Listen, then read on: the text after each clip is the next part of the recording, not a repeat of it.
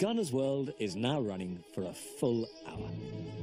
So we have time to give you even more of what you love.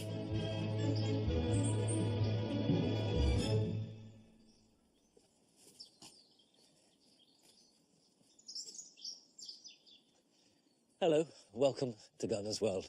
Now, this time of year, when you get warm days and cool nights and dampness in the ground, and we've had torrential rain here at Longmeadow with some quite hot sunshine, you get the most wonderful misty mornings. And the garden slowly reveals itself out of that mist. And then, as the light lifts and sifts through the haze, you realise that amongst all the hedges, between all the plants, are thousands and thousands of cobwebs, as though mist has been trapped and spun and decorated. And then autumn progresses, and that dies away. So these cobwebs, for me, are an absolute measure of the season. This week, Carol continues to look at plant families. I love this flower. It's beautiful, and I'm pretty sure that it belongs to a family called Apiaceae, otherwise known as the carrot family. Adam has been hard at work in his veg garden. Raised beds really are a fantastic way to grow vegetables. And Nick Mesa is on the west coast of Ireland, visiting an extraordinary forest of ferns. I'm at Kells Bay, Kerry, where the local climate and conditions come together to create a very special garden. And I shall be adding umbellifers to the garden, as well as planting bulbs for colour next spring.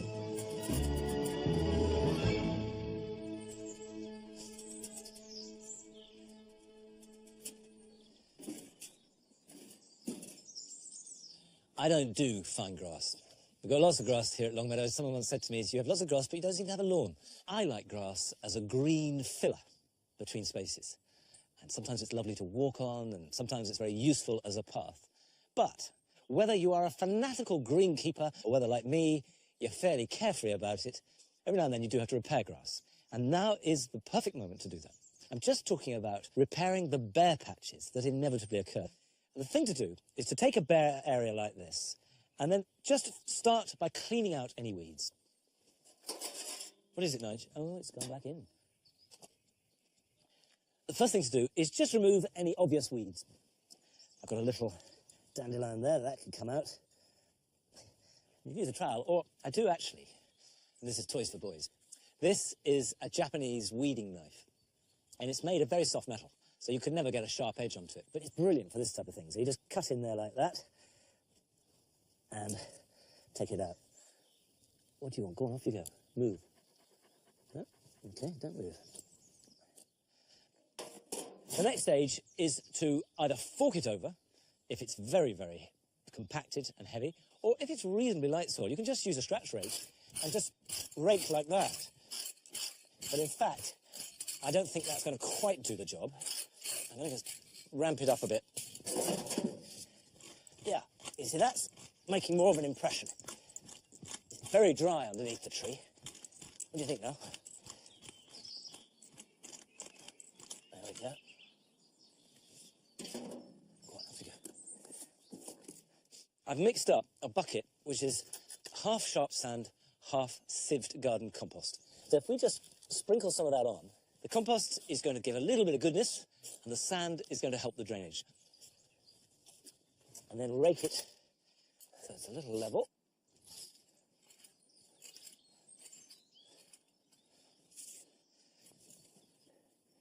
That is now ready to sprinkle grass seed onto. And at this time of year, when the air is warm, the ground is warm, and the nights aren't too cold, this will germinate very fast. So by about next April, you'll be mowing this, and you won't even know that it's been done. So we'll sprinkle a little bit of seed onto that.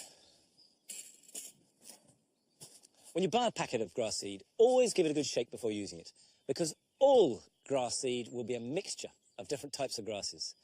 So by shaking them, it means that when you sow them, you get an even spread. And then, whatever type of grass you're sowing and wherever you're sowing it, sow it thinly.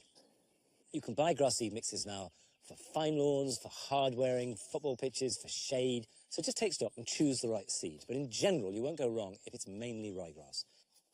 And then lightly rake it over. What I do then is just firm it in to get contact. So the seed has got good contact with the soil. But if it doesn't rain by the end of the day, certainly water it in with a gentle hose, because you don't want to push the seeds out. And that's a very simple job, but it is a good one to do, and particularly a good one to do now. Now, most of us grow shrubs of some kind in our gardens, and I bet most of us have one or two that have become a bit unruly. We don't quite know how to prune them. We don't want to lose them, but we're not quite sure how to manage them. And Nick Bailey has been to a garden filled with shrubs that have run amok, and he's there to sort them out. Today, I've come to Windsor to look at a garden beset with the challenge that many gardeners face. This is the case of the overgrown shrubs with ideas above their station. Gardens often start out with the best laid plans. Buy plants, get them into the garden, get them established, and then life takes over. And those little plants we put in turn into monsters. This climbing hydrangea Anomalia pitularis, has got totally out of control, so it needs a serious pruning job. And then this kerria has virtually been treated like a hedge. It's been clipped on the front, but hasn't had the kind of thinning it needs, so it's not flowering very well. More work to be done on that. Then, over on the other side of the garden here, there's a group of phormiums which are looking a bit sad, they've got a bit overgrown, so I need to move them through the whole border. And then some of these tired old shrubs that aren't performing very well can come out, and we can add some exciting, fresh planting. There's lots to do, so I better crack on.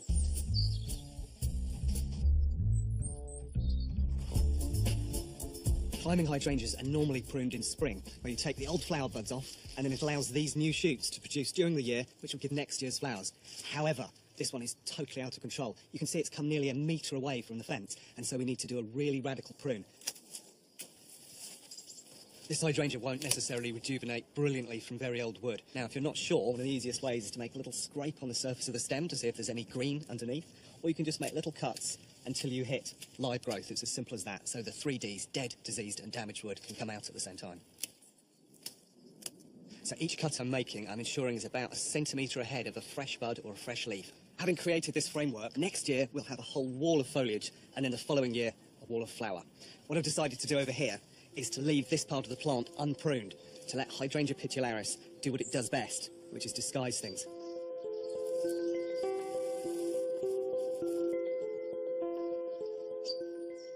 With a young kerria, I would do a prune in spring, after flowering. But this one is old and overgrown and needs some serious work, so I'm going to do it now. Lots of the tips of this kerria have been chopped off, almost turning it into a hedge, and that's really not the ideal way to grow it if you want lots of flower. So I'm just tracing these back to the base and removing them. Then once the framework is clear, I'm going to remove about a third of the older stems, also right down to the base. Once it's been rejuvenated, the best way to deal with a shrub like this kerria, which shoots from the base, is to give it a thin every spring after it's flowered. With the last bits of dead removed, that's the rejuvenation complete.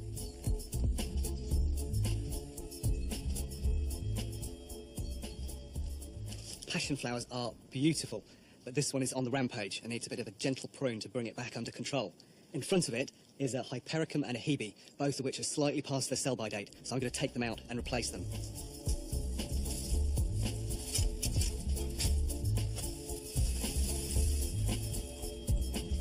Now I've cleared the bed, it's time to tackle the phormiums. There's 2 different forms growing here. This is Phormium tenax, with very straight sword-like leaves. And back here is Phormium cookianum, with these slightly softer, more lax leaves. Both beautiful plants. Just taking out some of the dead leaves from the base here, you won't be able to pull them out. They're so tough, so you'll need the secateurs. So I'm holding the leaves back so I can get to the base. It's a little bit like sheep shearing. Luckily, this Phormium cookianum is in a pot, so I'm going to move it further down the bed. This position is so much sunnier that it will produce a wonderful dome of foliage now, and it will flower as well. Where it was previously tucked behind the other phormiums, it just couldn't perform. This is its perfect spot.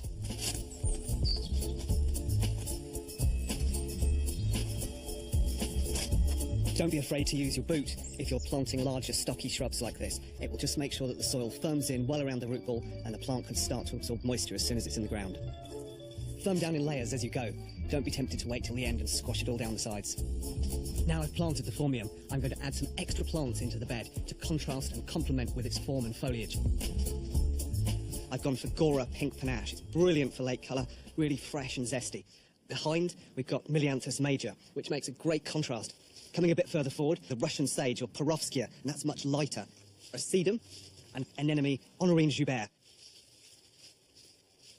Well, that's the last plant in. So, having moved the formium up to here, we've now got a lovely repetition or continuity through the border. And then with the mix of plants that I've introduced, there'll be great colour, form and contrast for many years to come.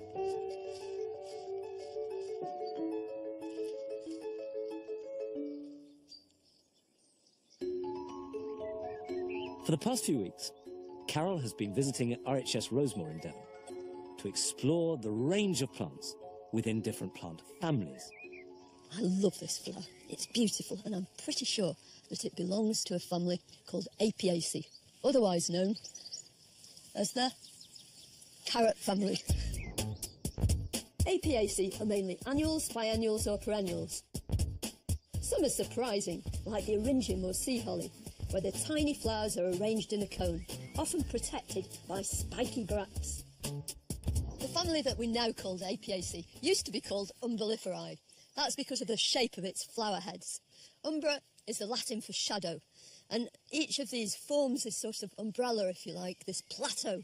And each one is composed of lots and lots of tiny flowers, which are gathered together in florets, all on their own stem, and all those stems emanate from one place on the stalk, making this flower head really delightful and instantly recognisable.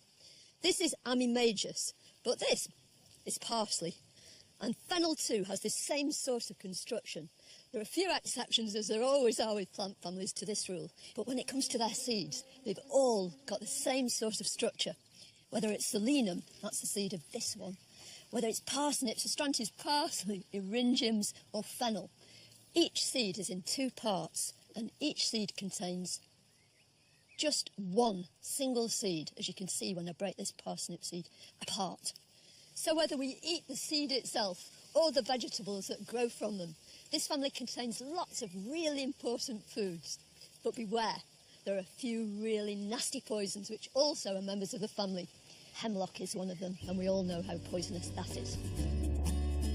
The Astrantia is also a member of this intriguing family. Its flower heads are comprised of a pincushion of scores of minuscule flowers, encircled by papery bracts, ranging from deepest, darkest crimson through soft pinks to whites. They're perfect for all but the driest garden. Plant them in moist, fertile soil, in sun or partial shade, and keep deadheading to prolong flowering. Of all the members of the Apiaceae family, surely Selenum must be the godfather. From the word go in the spring, it's magnificent. Great green doilies of finely cut foliage, and from them thrusting up these huge purply stems.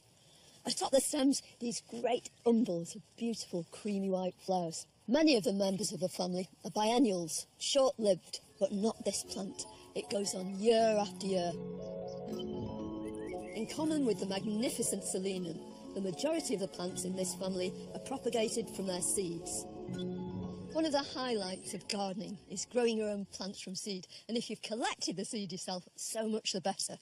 So I've got this lovely dry coriander seed now, and it's just about coming off those stems. And it's at that stage, it's just perfect for sowing. It's unusual coriander seed because it's big and round. Most tumble seed is quite flat and skinny. And what you can do with big seed like this is to station sow it. That simply means that you actually place the seed where you want it to grow. It's a bit of a fiddle, but it's really worth it. And you just work out this little matrix of the seeds right across the surface of your tray. That means you won't get any damping off. Those seedlings won't be close to one another. They'll actually have their own sort of independence, their own little space to grow on. First you'll see seed leaves, these sorts of twin leaves that all seedlings produce. But then you'll see the proper sort of ferny leaf of coriander. And it's at that stage you can actually separate these and put them into separate little pots. Coriander's a superb herb, but the growing conditions are a bit different according to what you want to get out of it. If you want it for seed growth in hot, dry, sunny place, starve it a bit so it flowers and produces seed. If you want it for its leaves, then grow it in really lush conditions. That's it. And then Rather than watering from above, if you just put this into a tray of water, just an inch or so, it couldn't be easier.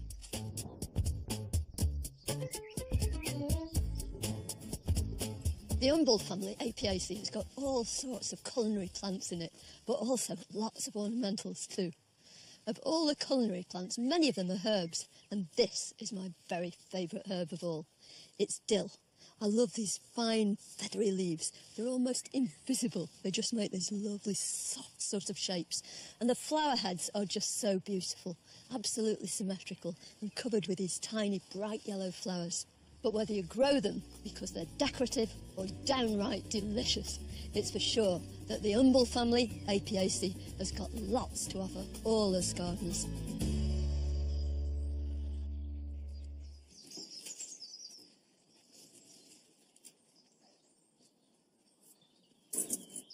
I have to say that I do like an umbellifer too. Fennel is always a star in the garden at this time of year. And umbellifers, of course, are brilliant for wildlife. They attract butterflies and bees.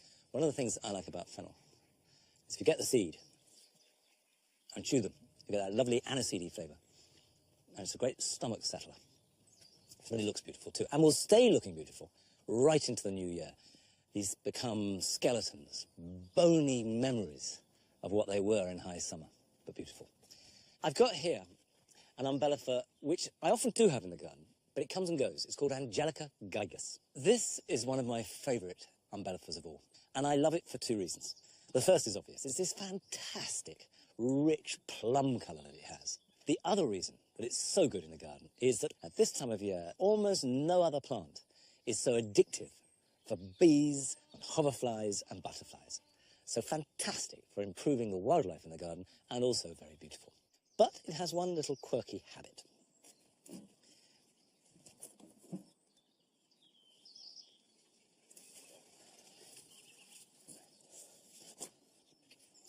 These are plants that are monocarpic. And what that means is that usually, once it's flowered and set seed, it dies. Its sole purpose in life is to create seed, but unlike an annual, which does it within one growing season, this might take as long as 3 years to do it. But once it happens, there's no road back. The seed then falls to the ground, and you get new plants growing.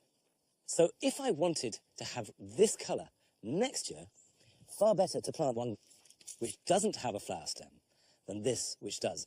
And this is more or less guaranteed to flower next year. Now, in fact, I'm going to do both.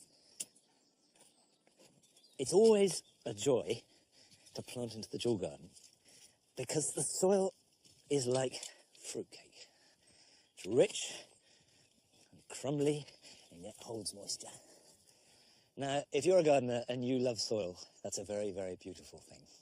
If you're not a gardener, you'll be thinking, I'm as daft as a brush. But there you go. It takes all sorts. If I pop this in, that will go there. Another problem with planting a mature Angelica is that they have a taproot. And like all plants with a taproot, once that grows, they do not like disturbance. So the taproot is not being disturbed. There's a good root system, rather better root system than there was for the much bigger plant. So I'm going to put this in next to it.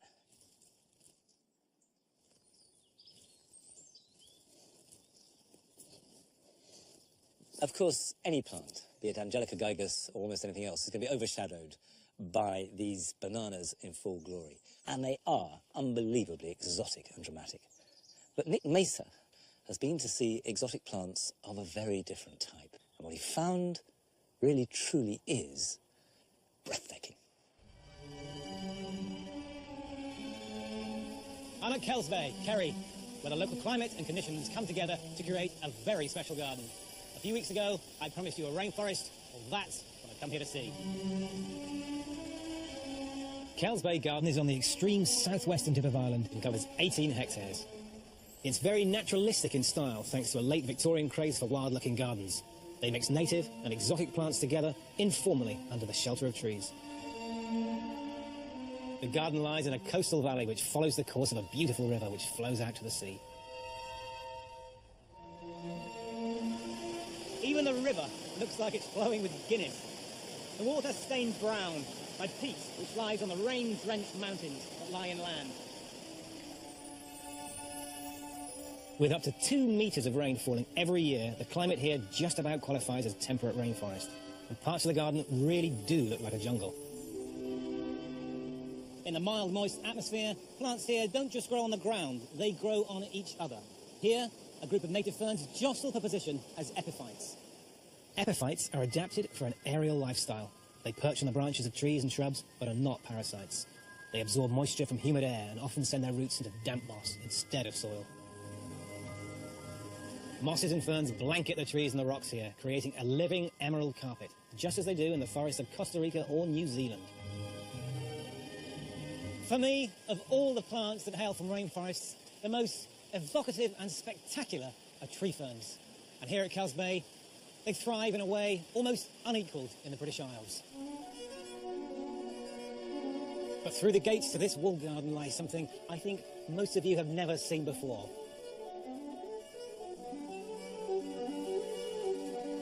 Here, for starters, is a tree fern. That is growing out of the wall.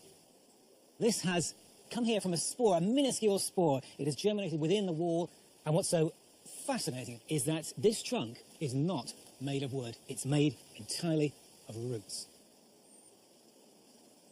This is something you just do not see in garden centre bought tree fern trunks. This is thriving, absolutely thriving in this perfect atmosphere for the growth of such beauties.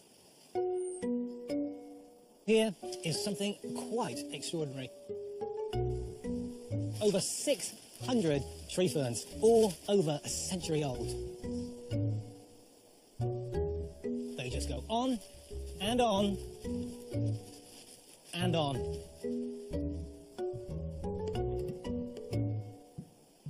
This is a sight you would only really see in the temperate rainforests of Southeast Australia and Tasmania. In the British Isles, remarkable. These are all the species Dicksonia antarctica, the tree fern you are most likely to see in a garden centre. It's hardy down to around -10 Celsius for short periods and needs sheltered, humid and dappled shade to thrive in a garden. Billy Alexander is the garden's owner, lucky man. So what got you so interested in tree ferns? Well, I bought a small tree fern at a plant fair in Dublin around the mid-90s, and it just captured my imagination as a plant. And a few years later, this property came on the market in the early 2000s, and I bought this property, and I'm now the proud custodian of probably the biggest tree fern forest in the Northern Hemisphere. Of all the gardens I've been to, I have never seen tree ferns planted to this sort of extent. What is the story behind this?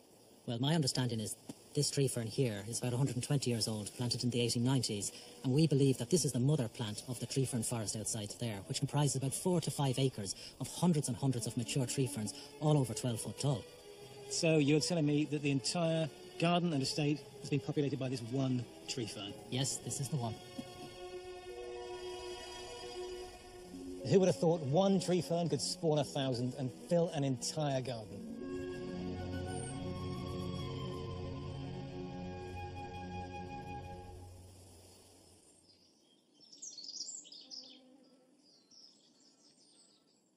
I love that cathedral stained glass impression you get from the tree ferns. And there's one thing for certain, I'm going to get a tree fern or two here for Longmeadow. They're lovely. Are you sleeping, dogs? Are you coming with me? Okay, bye.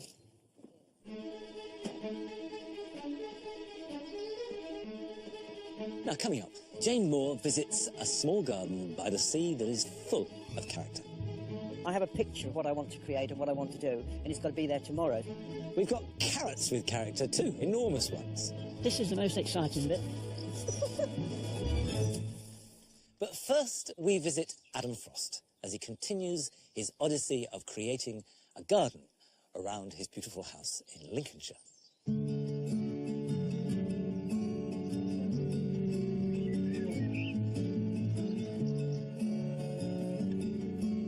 Here we are at the end of July, and do you know what? This garden just gets better and better.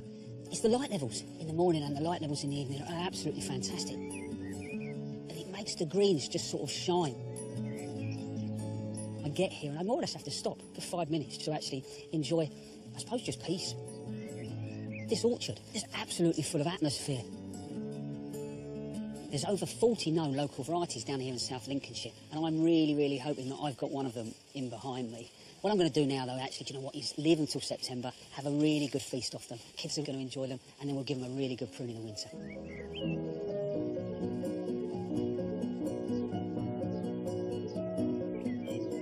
A lot probably already worked out by now that I'm completely and utterly in love with this wisteria. And it's pruning time. And guess what? It's started flowering again. It looks stunning.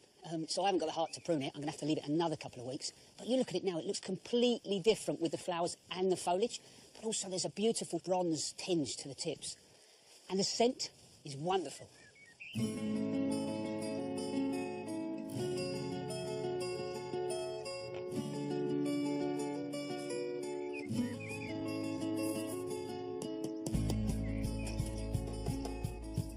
Go. Sets are all in. Really pleased how this terrace has come together. All I've got left to do now is brush the kiln-dried sand in, and I don't want to actually add mortar and cement them because I'm happy actually for plants to seed themselves into the gaps. Also, you'll see that I've left the gaps where the soil's going to go, and we'll plant that up as well. But you can really start to understand that this sits in a much wider area. If you remember rightly, I was having a good old rant about front gardens and what they meant to me and the loss of them. And actually about this sea of gravel that washed right up to this beautiful old house and was doing it no justice at all. But now you can start to see the borders have gone in. I can really feel that there's going to be a softness to this space. Talking about plants, look at the taxus. I mean, that's had so much sort of foliar feed and tender loving care, but it's responded really, really well. Anyway, I'll best get on. I'm using a soft broom to gently brush the sand into the gaps in all different directions across the paving. It's worth topping up here and there and brushing in a second time to ensure you fill all the gaps. The soil I'm going to use to fill the planting pockets is a free-draining sandy loam.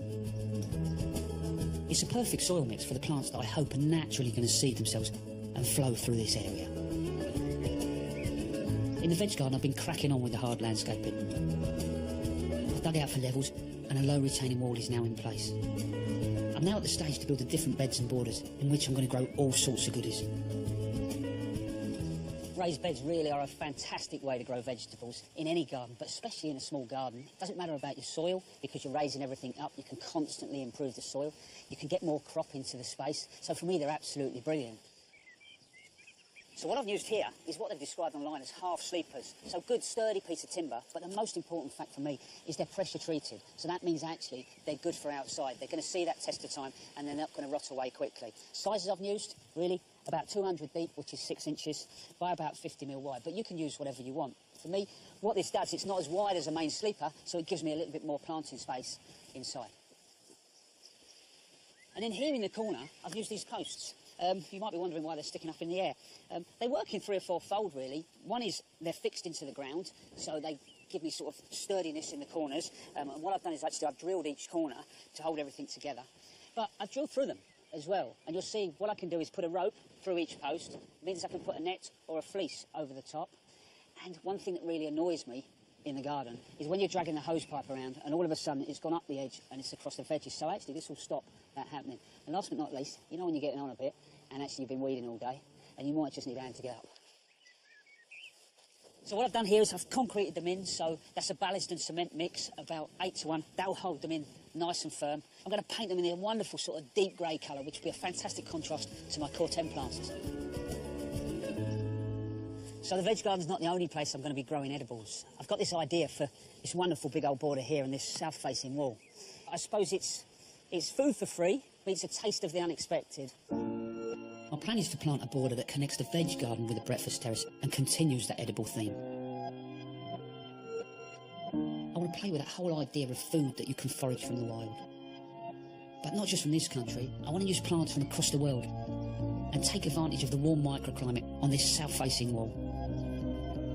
By using food here, not only will it have that lovely relationship with the veg garden, but I can use that idea and then wrap it all the way up around the breakfast terrace and along the front of the house. But I'm not going to rip this lavender out at the moment. I'm just going to let the bees enjoy that wonderful nectar.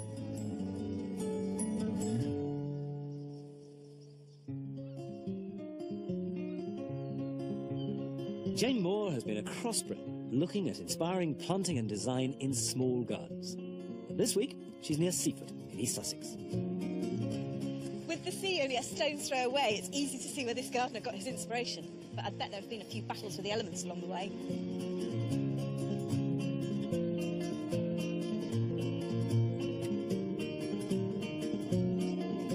Jeff Stonebanks has been creating this garden for 12 years. My goodness, what a little wonderland you've got here. That's the usual reaction when people walk around that corner, either their jaw drops or they say, wow. So you get the gold star. A combination of both, actually. Even though it's a lovely, balmy day we're seeing it today, I can't imagine it's always like this, Jeff. We had 65-mile-an-hour winds over the weekend. Right, which most gardens would not handle at all well. No. Well, this didn't, but yeah, we've worked some magic on it. Absolutely, you certainly have. Well, it looks a picture. And many people that live on the coast come and visit the garden and are interested to know what's growing here. And my answer to them nearly always is, you can grow anything by the sea if you look after it and create a sort of small microclimate for it. And you've got some very interesting plants. I'm guessing there's some water there because I can see a gunner and some... Well, the gunner's actually in a pot, and people always say, gunners are huge things, you walk under them, how can you grow them in a pot? But I desperately wanted one in this very small garden, and I went to Hampton Court a few years ago, and the guy selling them said, they'll grow according to the conditions you give them, so put it in a pot, and it will grow accordingly. I'm really keen to start exploring the garden. Can we go and have a look? We can indeed, yes. There's lots to explore. It might be small, but there's a lot in it. One of my favourite areas along there. Quite stunning. It seems like your garden's always got two sides. You've got a riot of colour down there, and then up here it's all serene and green. The logic behind that is because, in essence, there's a degree of shelter from the winds from the sea in that corner behind the house, whereas because the garden slopes upward, this area here is a little bit more exposed. I planted 800 annuals in this garden this year, and I mean, I've probably only got 500 of them left because, again, it is survival of the fittest. But to get the effect, you need to densely plant and help them. I love how you've used the sculptures to kind of tie up the whole garden. I found that when we first came here, because the garden was so exposed, I had great difficulty getting height. It looked very one-dimensional as you looked out from the kitchen. So the sculpture is there, really, to get the height in the garden. I mean, behind you, we've got this umbrella. I mean, people look at that and wonder what it is. It's actually a genuine Victorian topiary frame. Now, fortunately, the two really complement each other.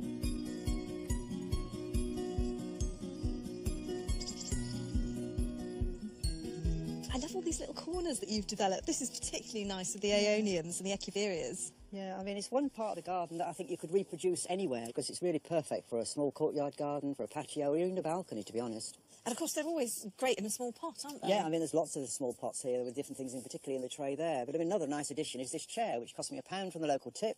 Took the seat out, put some pond liner in it with a hole in the bottom, and every year I put something different in it. This year we put this display of echeveriums in here and this beautiful Sagina lime moss in the centre. And it's amazing how many people remark on it. It makes a really jolly little feature, Yeah, doesn't it? yeah, it and, does. of course, the great thing about using succulents is you don't need to worry about the watering either. No, that's true, you don't.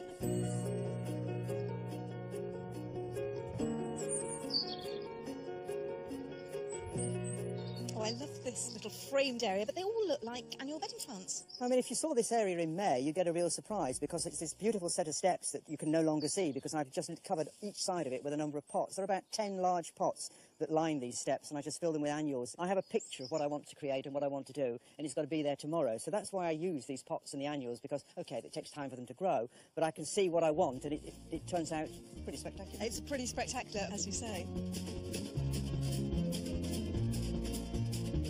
Usually a small garden is more about what you leave out, but Jeff hasn't worried about that. Instead, he's packed everything he likes in and tied it all together with sculpture and art. Come on. Come on. Oh, come on, breathe here. Good girl. Good girl. Good girl. Bring it to me. Thank you. Very good girl. I love the way that behind the seemingly ordinary front doors of so many houses in this country are gardens that are really extraordinary. And what's great about Jeff's garden is that you can see it. It's part of the National Garden Scheme, and if you go to our website, you can get details of when he opens it up. Now, it's bulb planting time. I've been planting bulbs into pots over the last month, but bulbs in grass or open ground is a much looser affair. I have a crocus here, Crocus thomasianus. It comes from the area around Bulgaria and Romania, from the side of hills, and it will grow perfectly well in deciduous woodland. Now, bearing in mind, this is deciduous woodland, and that means that the leaves all fall, and there is nothing to stop the light coming through in early spring other than the branches themselves. And they flower as soon as there's a little bit of winter sunshine. It has a kind of very simple sort of shout of joy. It just opens like that, in this silvery lilac colour. And the great thing is that they seed very freely, so they'll spread. I'm going to plant this batch here in the copse around the graves of dogs. This is a dog I had called Beaufort, who was buried here in 99, and this is Poppy's grave, and I think she was about 2003, 2004. And to have them flowering in spring will be a good thing. Now, it doesn't work if you plant bulbs in rough grass or in woodland, spotting them, trying to select the right spot. And the easiest and best way to do it is simply throw them on the ground and plant them where they land. And if that means planting them in odd batches and lumps and groups, doesn't matter, because they will look natural. So, like that. And then another batch there, and another batch there, and then put them in. Just make a hole, and pop them in. And because the corms are so small, it's not worth having a bulb planter of any type. Just a sharp trowel does the job fine. If you can plant them a few inches deep, so much the better. And you see that I'm not worrying about putting them the right way up or anything like that. I'm just sticking them in. Of course, what you think is if I planted this, we'd have a tennis ball plant. Good boy.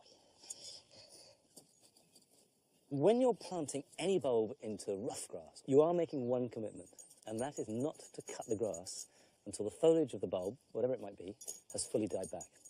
And the reason for that is if you cut off the foliage too soon, the bulb won't be fed properly, so next year's flowers won't be so good or even not show at all. But the good thing about crocus generally and Crocus thomasianus in particular is very often these have completely disappeared by mid-May, and you can cut the grass back if you want to and keep it mown and treat it as lawn. So it does give you options.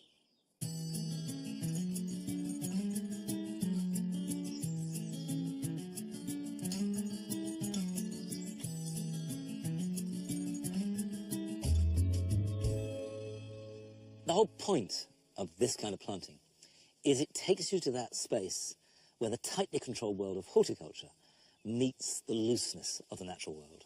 And somewhere between the two of them, you get really beautiful, interesting things.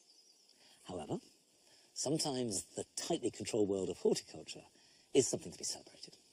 And in Newark, in Nottinghamshire, Peter Glazebrook grows delightfully bonkers vegetables. Growing giant vegetables is a hobby for 25 years, at least. I currently hold the record for the heaviest carrot, and that was in 2014, and it weighed exactly 20 pounds, and that beat the previous record, which had stood for well over 20 years, and so far I've held it, more importantly. I always say growing giant vegetables is a fun hobby, but it's serious to me to actually grow the stuff. I take it seriously. I try to research the best methods, keep records, ask other growers, go to seminars on growing, listen to Gardeners World. I'm quite pleased with this. It's a very dense big roots, they're very heavy. Over the years, I've been fortunate enough to hold quite a few world records. I think the first world record I had was for a cucumber, from memory. But since then, we've had something like 15 world records. I've done reasonably well over the years with carrots and parsnips. I think, going back a long time, I think I did have the record for the heaviest parsnip, but that's been well beaten since then. I don't seem to be good at it anymore. Not a good one, no. I followed the what they call the national giant vegetable competition around the country. So we've travelled a lot up and down the country showing vegetables. Lots of people grow marrows, don't normally grow giant veg, so they can have a bit of luck and have a big marrow. Not everybody wants to be perhaps dedicated enough to really get to the top. I was talking to somebody and they'll say, well, we've just come back from a couple of weeks in Spain, and I think, all right, I don't think you're going to win much. I wouldn't like to be away for a couple of weeks in the summer. You're not there, well, everything's lost, isn't it? Carrots, I've never done really well until the last few years, and since then I've come to the fore with them. I don't know whether it's just having the right seed or changed my growing methods, but it's working anyway. So I've got basically a normal deep plant pot. I've cut a hole in the bottom. I'm going to turn it upside down so that the carrot will actually grow up through there. I'll sow the seed in the top.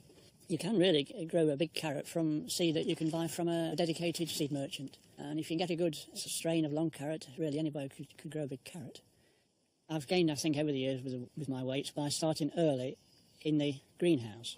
So I'm sowing things like carrots in January in the greenhouse with heat, and once they've germinated, perhaps into February, putting artificial light on them. So that will continue until, obviously, the weather and daylight improves, and I can plant out in the open ground in April. When I'm preparing the planting station in my half barrels, I mix my own free-draining compost for that, but I incorporate a high phosphate and a high potash fertiliser in that at that time. We're lifting this carrot today for Harrogate Autumn Flower Show, which we have to stage overnight into Friday morning. It's a 3-day show over the weekend. The main thing with carrots, and parsnips, is to look at what sort of a crown there is. But it's a good start. Fingers crossed that it all comes out all right and a decent one. If not, well, I might have to dig another one. Healthy foliage. This is the most exciting bit, really. You're either really pleased with the result that what you've grown, or you're disappointed. But I mean, either way, it's exciting. Yes. Take that away, and then we can see what we've got. I mean, the whole aim of lifting the carrot for the show is to enter it in the class for the heaviest carrot. So it's important to get every little bit of taproot and every part of the carrot we can out of the ground, because it might just be that difference between winning and losing, or coming second, or not getting a prize at all. Now we're getting down to this woods, and it's gone very thin. The roots have gone very thin. They haven't got those big, strong, heavy roots that give you the weight. We're going to see if we can. That's better. Yeah, lovely. Good. It's a good lump of carrot, isn't it? It's all weight. There aren't any faults with it. That was worth it. I don't think this is going to break my own record. Obviously, we can wait and see, but until I get it finally trimmed, you never know, really. I'm quite happy with it. It's a good one. It's a real solid. It's all solid all the way around, isn't it? Yeah. Happy. At the Harrogate Autumn Flower Show, Peter swept the board with his giant pledge, including its monster carrot.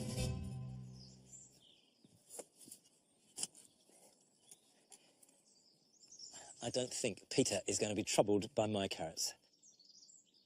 This batch this year is, if not a disaster, it's a disgrace. Not good.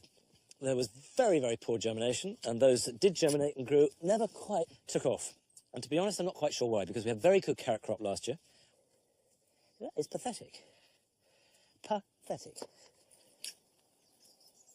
And most of these are a fairly regular carrot shape, without any embarrassing or otherwise hilarious oddities. But we can all enjoy a funny carrot. So if you've got any vegetables, don't have to be just carrots, that you think are side-splitting because of their oddities or rudeness, then you can email us a picture or send them to our Facebook page. And if we think they're fit for human consumption, we'll show them on the programme, although it might have to be after the watershed at 9 o'clock.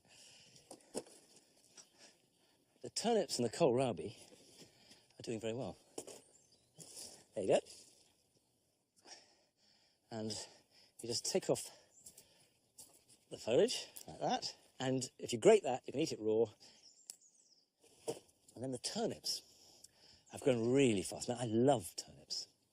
And turnips are a treat with a bit of brown sugar. So the turnips are coated in this kind of caramel, and you have a sweetness from that with the slight bitterness from the turnip. And it's a very good taste indeed. And this is the whopper. This is too big, I think. I like my turnip smaller than that. Yeah, that's a good size. That's about the right size for a turnip for me. These are Milan purple. We've got the chicory here, which is absolutely a winter plant, and I'll be taking off the lower leaves. I like that at this time of year. There's a sense of two seasons coming together. One which you're leaving in a great sort of bounteous harvest, and the other which you're entering and trying to manage so that in months to come, you'll have lots to pick. Now, you don't have to worry about months to come. Just think about this weekend, because here are some jobs. If you buy prepared hyacinth bulbs, they can be planted so that they flower indoors by Christmas. Use a gritty compost and leave a half to a third of the bulb above the surface. Water them and then put them somewhere dark. Check them every few weeks and don't let them dry out completely. Yew hedges can be cut later in the year than most other kinds, but now is the perfect moment. good cut now will keep it looking crisp and trim right through winter on into late spring. If you've got a young yew hedge like this one, just cut the sides and any extra long shoots on the top. Inevitably, windfalls drop from apple trees before they're really ripe. I like to put a container under each tree and then pop the windfalls in, and they can be used for juicing or cooking or eating raw if there's any ripeness to them. But to get the best from an apple, you need to pick it ripe and handle it with care. Twist each fruit carefully, and if it comes away in your hand, store it somewhere cool and dark, taking real care not to damage the fruit. Now, it's turned out to be a lovely day here at Longmeadow, but at this time of year we can, and we have had this month, extreme heat, extreme rain, extreme wind, just about everything. So let's see what's on offer for us this weekend.